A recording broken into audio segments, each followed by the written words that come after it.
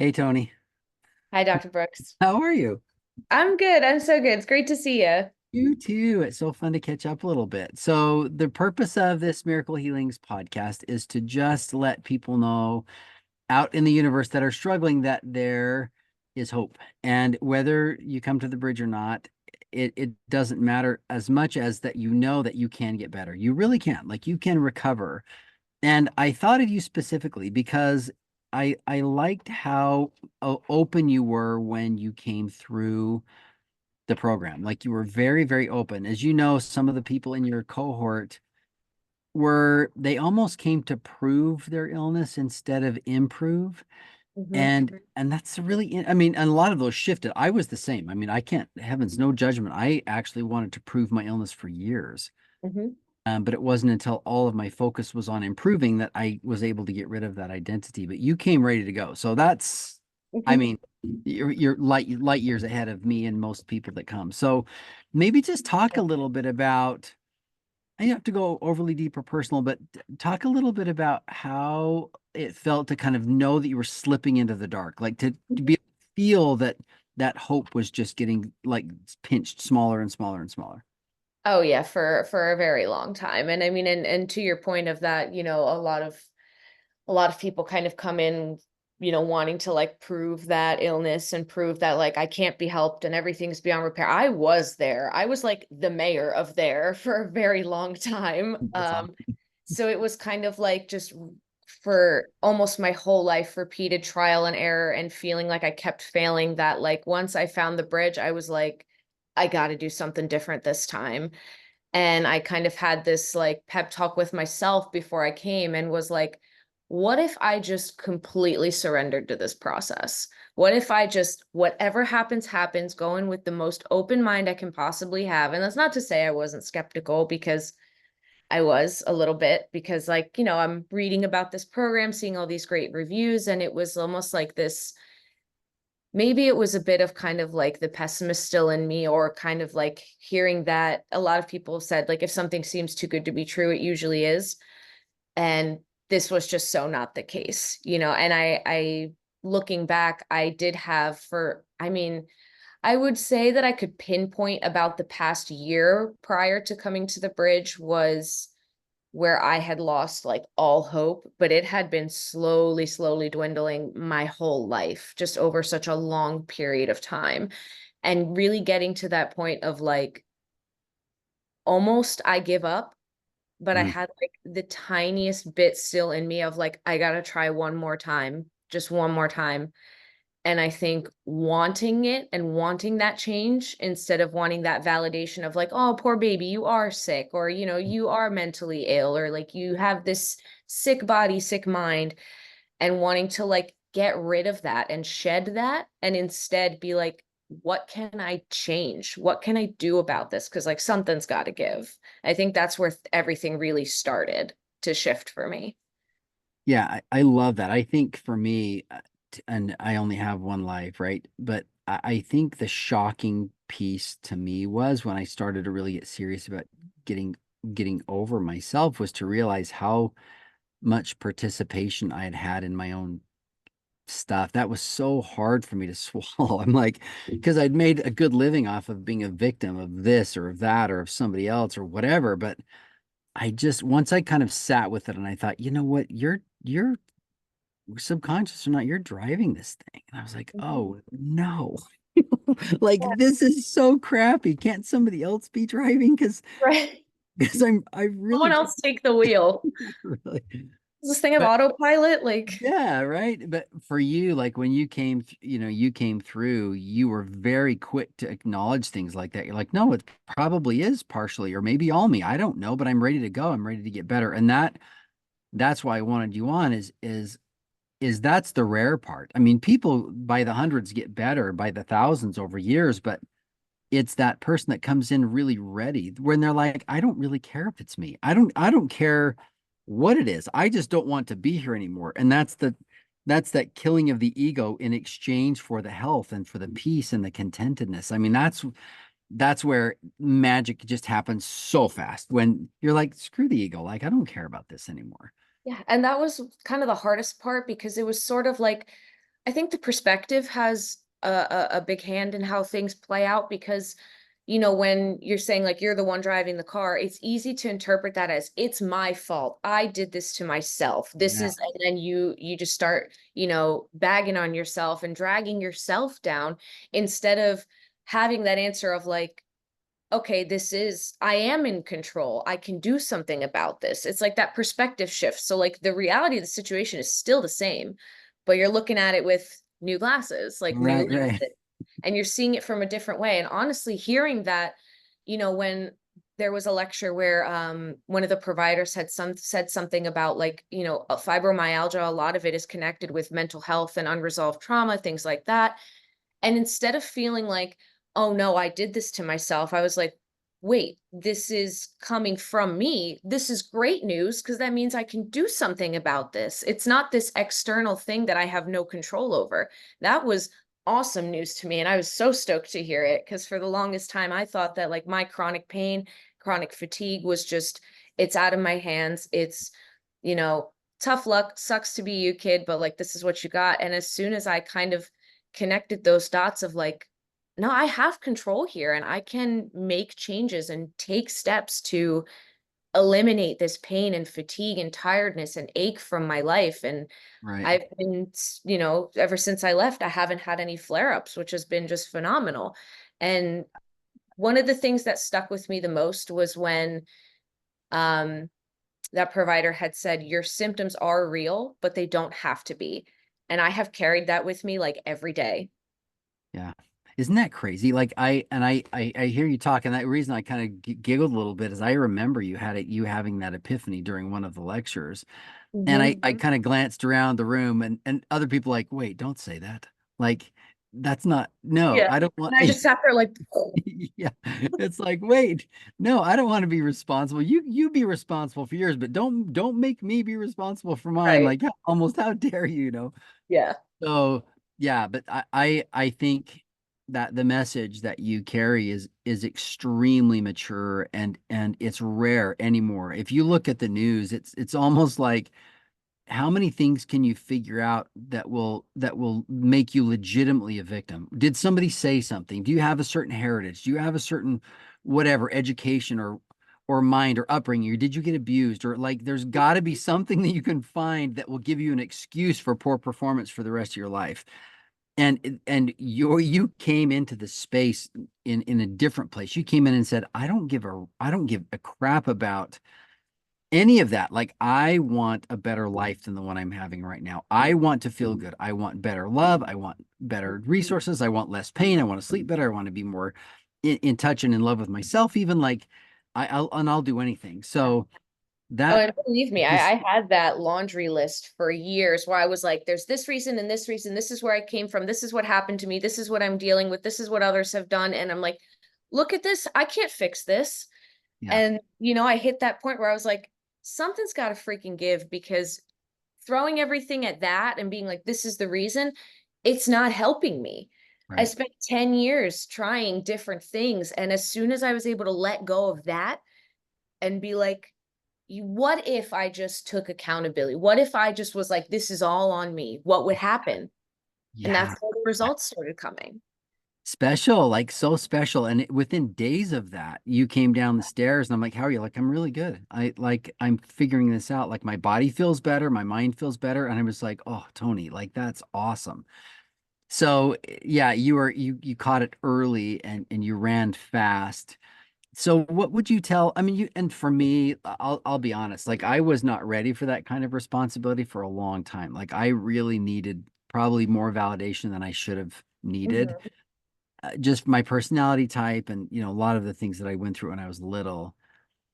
But what would you say to somebody who's kind of flirting with this idea that they can recover from whatever chronic cycle they're in, that they can recover, and they're kind of having a sneaking suspicion that they need to make deep adjustments rather than just go out and blaze people or whatever. Like, what would you say to somebody that's kind of flirting into this space going, oh no, maybe I am contributing enough that I can make a difference by not contributing. Oh, I can't believe I'm saying that.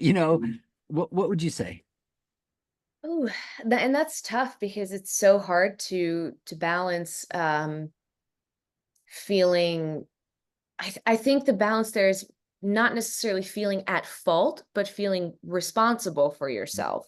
Yeah, You know, being accountable for the things you've done, but that at fault side is what carries the guilt and the shame. right, And I right. think that's the major distinction is don't look at it as like, oh, what have I done to myself, or I've been doing this, or you know, the guilt and the shame, that's gonna hinder you. That's what hindered me the most. And you know, what I saw in others, that's what was holding others back as well. But that was the common point is we just felt a lot of guilt and shame um about our circumstances. But it's almost like when I was able to, what I would say is try to look at it from a perspective of like, I have control over this. This is good news. This is a good thing. It's not, you know, I don't know. I don't know the best way to say it.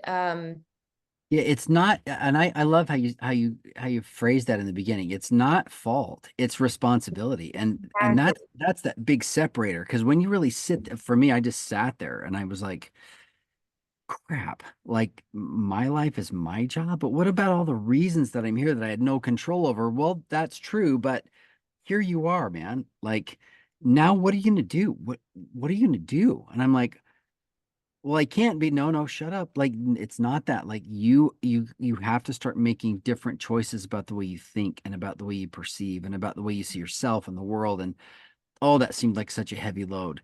But Yeah. but knowing that that was my job and that there wasn't anyone else on this planet that was going to do my job, like eventually I just kind of got dragged into that space. Like, okay, fine. Like, yeah, great, you know. But I love that. I love how you said you've got to exchange fault for responsibility. Really. Yes.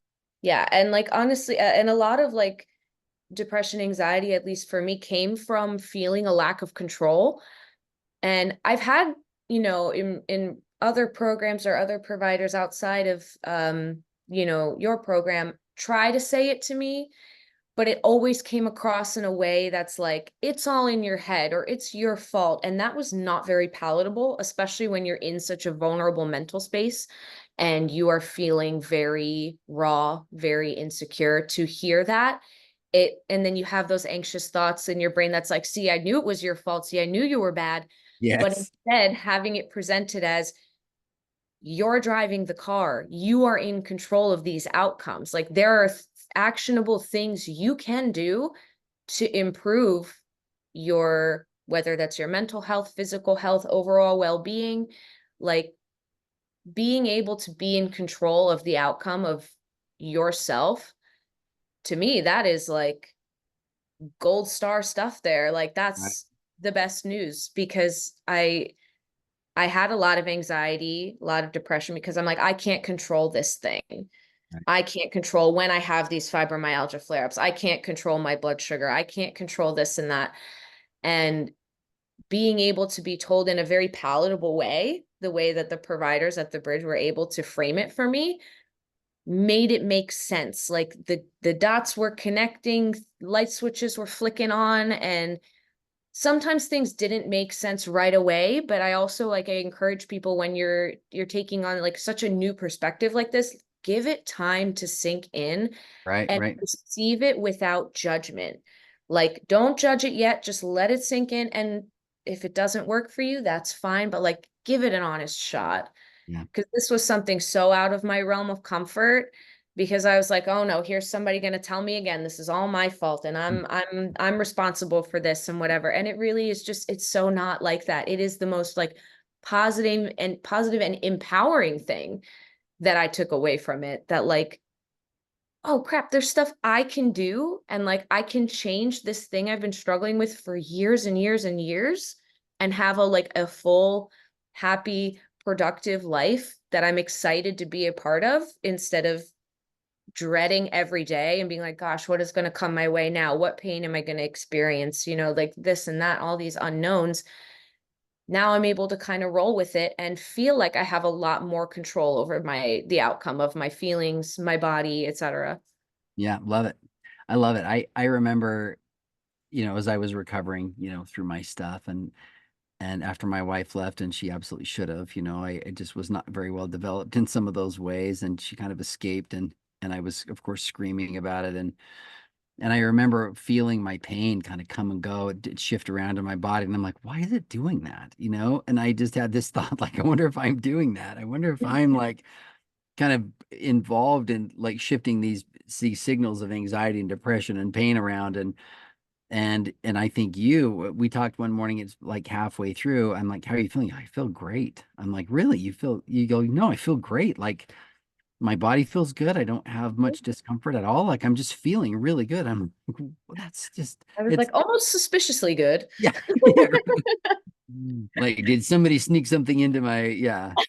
That's what one of the other girls in the program, we'd always joke, we're like, what's in this food, man? Because we feel too good. What's going on here?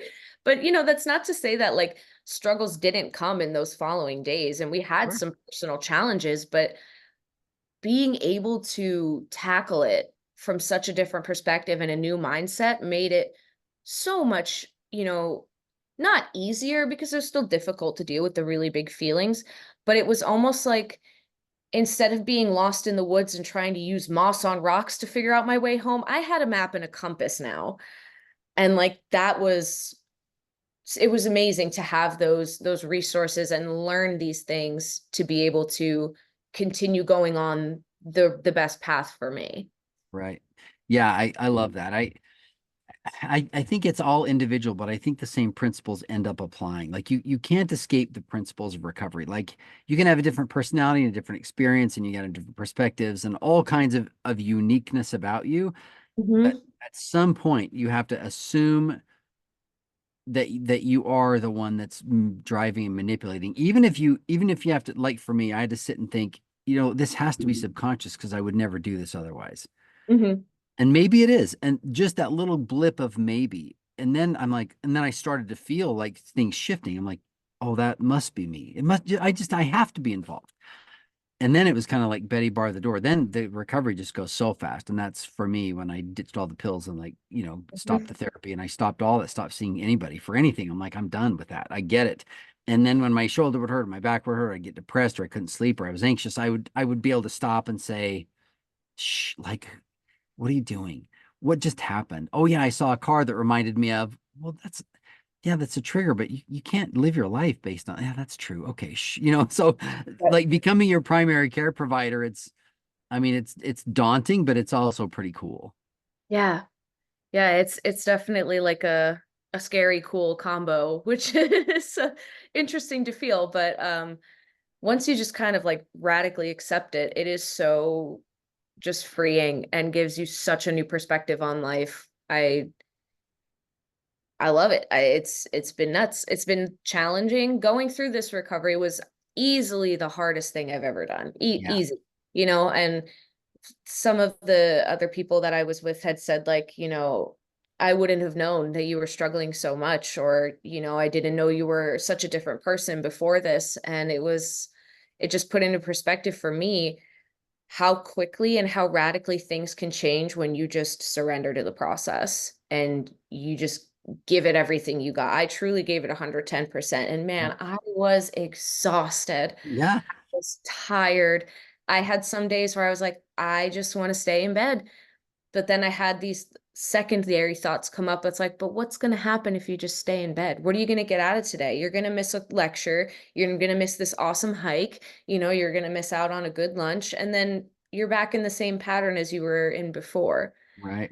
It's interesting. I think one of the biggest things that I gained was perspective, in that even now, since being home and going through some challenges and seeing the way that I respond to it, I'm able to then in retrospect look back and be like, oh my gosh, like, you know, however many weeks ago before this program, I would have responded in such a terrible way. And now that wasn't even an initial thought anymore. It was something I had to look back and be like, oh man, I guess I am handling things differently. Right. Yeah. No, for sure. Yeah. And anyway, I love all of that. And I think even though the recovery, I mean, those positive pieces are really hard earned. I think if they weren't, they wouldn't be they wouldn't be lasting. I think they'd be more fleeting. I think that they'd kind of come and go like a self-help, rah-rah thing, or, a quick YouTube, seminar of some kind. But I think when you really earn it, when you really dig down and you really pay those prices, you remember that stuff. You remember those tears and you remember that Oh yeah. insecurity. You remember the terror and the fear. And you're like, no, I battled through that. Of course I Mhm. have issues. I'm a human. I've got stuff I've got to figure out. But I also have gained this ground in this fight. Like I'm not giving this ground up. I can see new horizons of battlefields, but I'm not giving up the ground that I earned. That was like hard fought. And Yeah. and that's really fun to just sit. And then when life comes and you need new skills, you need more confidence and different pieces. Well, then you can figure those out. But earning that stuff, I think, is important. And you absolutely did that. You absolutely earned everything you got. And I couldn't be more proud of you. I Thank mean, you. Don't you it make me cry. it's Stop. true. I mean, just to watch you work and watch you earn it and watch you not give up and not quit. In spite of the distractions, there were some distractions, going through your session, but Yeah. you just like, no, I'm not leaving. Yeah. I'm But I'm not I moving. I'm not quitting. I'm not panicking. I'm gonna sit here and I'm gonna get this done. yeah, I wanted it so bad because I knew that my life was at stake. I knew that if I did not put my 110% into this and I went back home the way I started, I would not be here. Yeah. I was whatever the next major stressor in my life, that would have been it. I would have snapped. And I'm really, really glad that I recognized that before it happened and that I was willing to take this so seriously. But yeah, that's one of the biggest things is you gotta want it. You gotta want good things for yourself because it can be super comforting to stay in that, that little bubble of like depression and woe is me. And like, we talked about neuroplasticity and like your brain gets comfortable in that rut.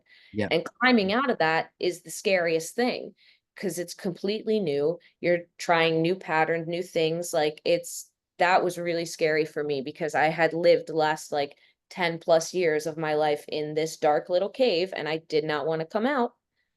And then I had you guys like shining a light and some snacks, and you're like, Tony, come up. There's some good stuff out here. And I love snacks. That's awesome. y'all had good snacks. What can I say? Um, but yeah, and it was a few of us had kept going back to that like Plato's allegory of the cave of like being super depressed and being like stuck in that like I'm a sick person was like being chained and looking at the shadows on the wall. And then Yes. we have, you know, this program coming in being like, hey, actually, not only is there a fire behind you making the shadows, but you can leave this cave. And Yeah. we'd all be like, much like in that allegory, like, that's horrifying. What are you talking about? My entire perspective on the world and the way things work and my interaction with it has been not true or, rooted in some kind of like disguise. This is not reflecting reality. What do you mean? But Right. like, once you break those chains and you get out of there, it is like life altering and changing. Yeah. And No. I don't want that to come across as like, oh, it's super easy, just turn around. Like, no, again, this is hard work. And, Right. having that personal responsibility of what's going on with you doesn't negate or invalidate any of the experiences that have happened to you or the things that others have done. That's still completely valid. But at the end of the day, like you got the reins, Yeah. Yeah, and as scary as it is, and you're gonna make mistakes, and you're gonna drive off cliffs, and I mean Absolutely. but you still have to come to the grips that you're the one driving, irregardless. And then once you realize everybody's pretty messy, and you can't make a mistake that grave as long as you're trying to pay attention. I mean, you'll eventually be okay. Yeah. That little compass that recalculates every time you mess up on the drive. That's okay. I think that's what's great too, is that you learn to appreciate the mistakes instead of beating yourself up about them. At least I have, because it's like now when I make a mistake, whether it's big or small, instead of being like, oh shoot, I suck, I'm this, I'm that, it's like, what can I learn from this and how can I do things differently so this doesn't happen again? Right. No, Almost like awesome. I have the opportunity to now learn something new. yeah, for sure. For sure. Well, I mean, you're absolutely an inspiration. I won't get overly personal. I just love that you came literally like wondering if you could do it and if anything was going to work. and you put your head down. You didn't miss appointments. I mean, you Nope. absolutely like rocked right through that whole thing. And here you are, just doing beautifully. So I'm so glad to have you on. Like, it's so fun. It's just so fun. And I'm going to send anyone that I think can relate to Tony, I'm sending this over and saying, yeah, this is a real person. Like, this is hard. This is good work, but you Yeah. can get it done. So Yeah, absolutely. And like I've been through my so many horrendous things, like it's you would not believe. And I like I said, I had people in the program look at me and be like, you didn't want to be alive, you hated nature and outdoors, you didn't want to talk to anyone. Like it's a complete polar opposite. It's like I'm still me, but like different, but like the same, but different. I don't know if I can make that make sense. It's just, yeah. it's just been such a journey, and I feel really grateful to have been on it, and to be able to have, people like you along the way showing me the direction that I need to go in and being able to answer questions. It felt so safe and secure. And to also hear, I think we have kind of similar stories from like our early childhood, and to hear someone, here was someone that I was looking at the beginning of the program, like, oh my gosh, this guy he's got it all. He's got this incredible program, he's this doctor, he's got these amazing ideas and things. And then to hear that you came from something really terrible, not too different from me, it gave me hope that, like, well, if these people can do it, what's stopping me? I can do it too, if you can. And that was super, super helpful. Felt like a lot of connection and like solidarity and support from you and all the providers. And I thank you for that. Like, there's not enough words to express my gratitude for what y'all have done. You're kind. I mean, the work is all yours, right? Like, you own that. You own all the improvements and all the work. But yeah, I'm a glorified cheerleader, but I love to do it. And there were other people that cheered me on too, and thank heavens for them. But yeah, I so appreciate your time. I'm so grateful, and I learned a lot from you during the program, and I'm sure as we're in touch for the rest of our lives, I'll continue to learn from you. But congratulations, and I'm proud of you, and excellent work. And just, yeah, keep us in touch. Let us know as your hopes and dreams materialize. I know they will. Yeah, absolutely. And thank you for having me. This has been awesome. It's been great just to see you and chat with you. Yeah, you too. You too. Love you, Tony, and I'll talk to you really Love soon. you. Yeah, see you. See ya. Bye.